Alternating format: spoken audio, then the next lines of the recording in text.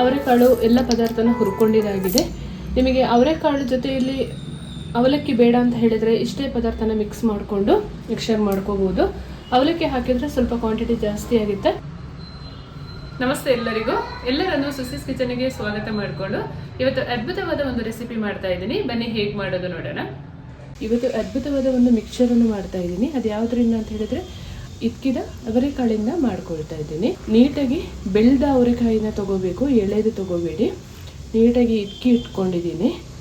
ಕಾಳು ಚೆನ್ನಾಗಿತ್ತು, ಹಾಗಾಗಿ ಅವರೆಕಾಳು ಮಿಕ್ಸರ್ ಮಾಡೋಣ ಅಂದ್ಕೊಂಡು ಮಾಡ್ತಾ ಇದ್ದೀನಿ. ಇದು ತುಂಬ ದಿವಸ ಇಟ್ಕೊಂಡು ತಿನ್ಬೋದು. ಮತ್ತು ಮಕ್ಕಳೆಲ್ಲ ಹೊರಗಡೆ ಇದ್ದರೆ ಅಥವಾ ಬೇರೆ ಯಾರಿಗಾದರೂ ನೀವು ಪಾರ್ಸಲ್ ಮಾಡೋದಾದ್ರೂ ಈ ಥರ ಮಾಡಿಕೊಟ್ರೆ ತುಂಬ ದಿನ ಕೆಡದಾಗೆ ಇಡ್ಬೋದು.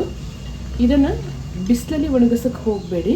ನೀಟಾಗಿ ತೊಳೆದು ಮನೆ ಒಳಗಡೆ ಒಂದು 15ರಿಂದ 20 ನಿಮಿಷ ಒಣಗಿದರೆ ಸಾಕು. ತೀರಾ ಖಡಕ್ಕಾಗಿ ಡ್ರೈ ಆಗಬಾರ್ದು, ಅದು ಸ್ವಲ್ಪ ನೀರಿನ ಅಂಶವೂ ಇರಬೇಕು. ಹಾಗಾಗಿ ಒಂದು ಬಟ್ಟೆ ಹಾಕಿ ಅದರ ಮೇಲೆ ಹಾಕಿ ಒಂದು 20 ನಿಮಿಷ ಫ್ಯಾನ್ ಕೆಳಗಡೆ ಆದರೂ ಒಣಗಿಸ್ಕೊಳ್ಳೋಣ. ನಾನಿಲ್ಲಿ ಕರೆಕ್ಟಾಗಿ 1 kg ಅಷ್ಟು ಅವರೆಕಾಳನ್ನು ತೊಗೊಂಡಿದ್ದೀನಿ. ಒಂದು ಕಾಟನ್ ಬಟ್ಟೆ ಹಾಕಿ 15ರಿಂದ 20 ನಿಮಿಷ ಒಣಗಿಸ್ಕೊಳ್ಳೋಣ. ಅದನ್ನು ಒರೆಸಿ ಕೂಡ ತೊಗೋಬೋದು ಕಾಳುಗಳನ್ನು, ಅದು ಕೂಡ ಆಗುತ್ತೆ. ಇಲ್ಲ ಟಿಶ್ಯೂ ಪೇಪರಿಂದ ಒರೆಸಿ ಆದರೂ ನೀರು ತೊಗೊಂಡ್ರೆ ಅಷ್ಟು ಸಾಕಾಗುತ್ತೆ. 15 ನಿಮಿಷ ಡ್ರೈ ಆಗಲಿ. ಈ ರೀತಿಯಲ್ಲಿ ಕಾಟನ್ ಬಟ್ಟೆ ಹಾಕಿ ಒರೆಸಿ ತೊಗೋಬಹುದು ನೀಟಾಗಿ. ಕಾಳುಗಳು ಪುಡಿ ಆಗದಿರೋದಂಗೆ ನೋಡ್ಕೋಬೇಕು.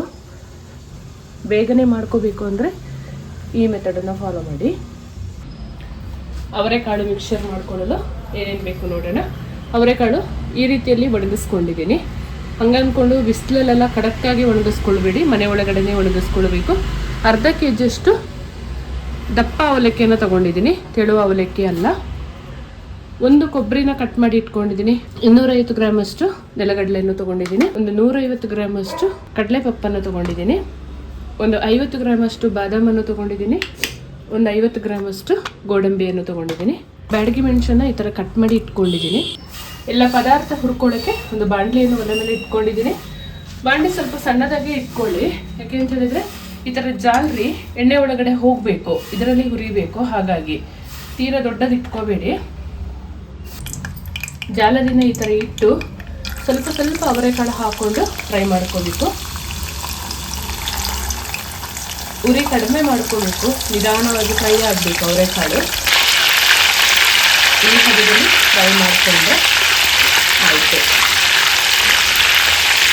ಸ್ವಲ್ಪ ಲೇಟ್ ಆಗುತ್ತೆ ಅವರೆಕಾಳು ಫ್ರೈ ಆಗೋದು, ನಿಧಾನವಾಗಿ ಫ್ರೈ ಮಾಡ್ಕೊಳ್ಳೋಣ. ಅವರೆಕಾಳು ಬೇಯೋದು ಹೇಗೆ ಗೊತ್ತಾಗುತ್ತೆ ಅಂತ ಹೇಳಿದ್ರೆ ಇದರ ಬಬಲ್ಸ್ ಎಲ್ಲ ಕಡಿಮೆ ಆಗಬೇಕು, ಆವಾಗ ಬೆಂದಿದೆ ಅಂತ ಅರ್ಥ.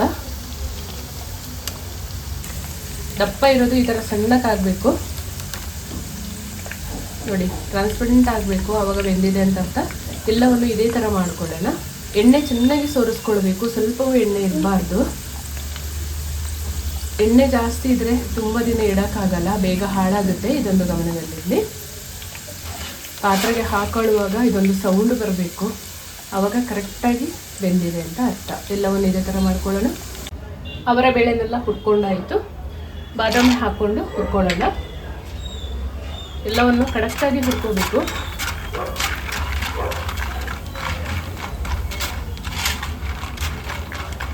ಕಾಜು ಹಾಕೊಳ್ಳೋಣ, ನೀಟಾಗಿ ಫ್ರೈ ಮಾಡ್ಕೊಳ್ಳೋಣ.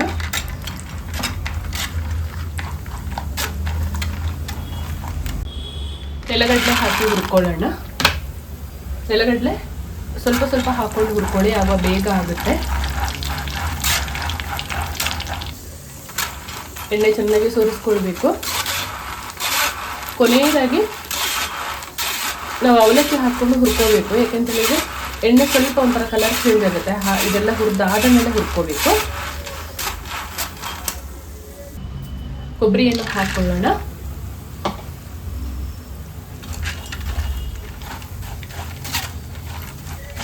ಚೆನ್ನಾಗಿ ಇದು ಕೂಡ ಸ್ವಲ್ಪ ಗೋಲ್ಡನ್ ಬ್ರೌನ್ ಬಂದರೆ ಚೆನ್ನಾಗಿರುತ್ತೆ,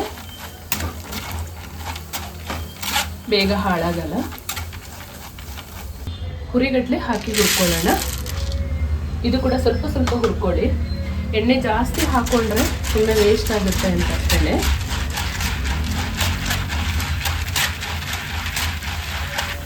ಎಣ್ಣೆ ಚೆನ್ನಾಗಿ ಸೋರಿಸ್ಕೊಳ್ಬೇಕು. ಕಟ್ ಮಾಡಿದ ಒಣಮೆಣಸಿನಕಾಯಿನ ಹಾಕಿ ಫ್ರೈ ಮಾಡ್ಕೊಳ್ಳೋಣ.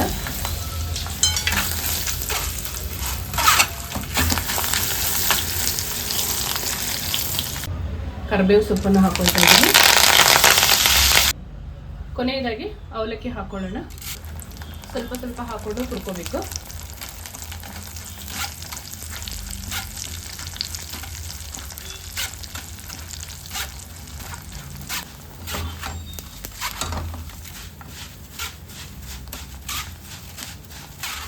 ಎಣ್ಣೆ ಚೆನ್ನಾಗಿ ಸೋರಿಸ್ಕೊಂಡು ತಗೊಳ್ಳೋಣ. ಎಲ್ಲವನ್ನು ಇದೇ ಥರ ಮಾಡ್ಕೊಳ್ಳೋಣ. ಅವರೆಕಾಳು ಎಲ್ಲ ಪದಾರ್ಥನ ಹುರ್ಕೊಂಡಿದ್ದಾಗಿದೆ.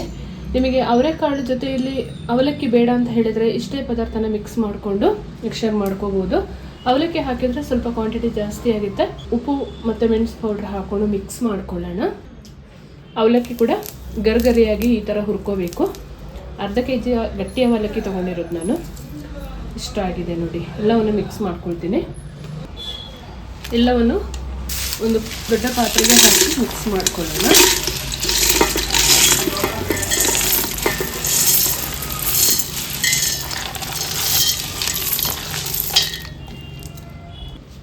ಹುರಿದ ಅವಲಕ್ಕಿ ಸೇರಿಸ್ಕೊಳ್ತಾ ಇದ್ದೀನಿ.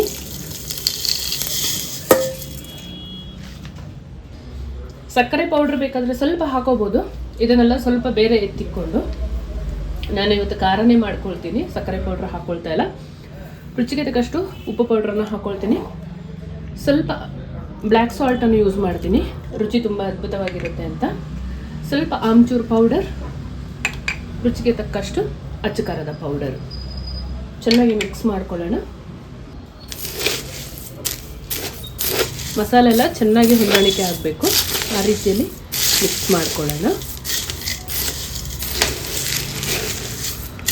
ಬಿಸಿ ಇರುವಾಗ ಮಿಕ್ಸ್ ಮಾಡ್ಕೋಬಾರ್ದು. ಸ್ವಲ್ಪ ತಣ್ಣಗಾದ ಮೇಲೆ ಮಿಕ್ಸ್ ಮಾಡೋದು. ಮಿಕ್ಸ್ ಮಾಡ್ಕೋಬೇಕು. ಈ ರೀತಿಯಲ್ಲಿ ಚೆನ್ನಾಗಿ ಮಿಕ್ಸ್ ಮಾಡ್ಕೋಬೇಕು. ಗರಿಗರಿಯಾದ ಅವರೆಬೇಳೆ ಮಿಕ್ಸ್ಚರ್ ಈ ರೀತಿಯಲ್ಲಿ ರೆಡಿಯಾಗಿದೆ. ತಪ್ಪದೇ ಒಂದ್ಸಲಿ ಟ್ರೈ ಮಾಡಿ. ಇವಾಗ ಅವರೆಕಾಯಿ ಸೀಸನ್ ಅಲ್ವಾ, ಹಲವಾರು ವಿಶೇಷವಾದ ಖಾದ್ಯಗಳನ್ನು ಮಾಡ್ಕೋಬೋದು. ಅದರಲ್ಲಿ ಅವರೆಬೇಳೆ ಮಿಕ್ಸ್ಚರ್ ಕೂಡ ಒಂದು. ತುಂಬ ಚೆನ್ನಾಗಿರುತ್ತೆ. 2 ತಿಂಗಳೆಲ್ಲ ಹಾಳಾಗದಾಗೆ ಇಡ್ಬೋದು. ಒಂದು ಸ್ವಲ್ಪ ನೀರಿನ ಅಂಶ ಸೇರಿಸ್ಕೊಳ್ಬಾರ್ದು. ತಣ್ಣಗಾದ್ಮೇಲೆ ಡಬ್ಬಿಗೆ ತುಂಬಿ ಇಟ್ಕೋಬೇಕು. ಈ ರೀತಿಯಲ್ಲಿ ರೆಡಿ ಮಾಡ್ಕೊಂಡಿದ್ದೀನಿ, ನೀವು ನೋಡ್ಬೋದು. ನೀವು ಒಂದ್ಸಲ ಟ್ರೈ ಮಾಡಿ. ಹೇಗೆ ಬಂತು ನನಗೆ ಕಮೆಂಟ್ ಸೆಕ್ಷನಲ್ಲಿ ತಿಳಿಸಿ. ನಿಮ್ಮ ಅಮೂಲ್ಯವಾದ ಕಮೆಂಟ್ ಓದಲು ನಾನು ಕಾಯ್ತಾ ಇರ್ತೀನಿ. Thank you for watching.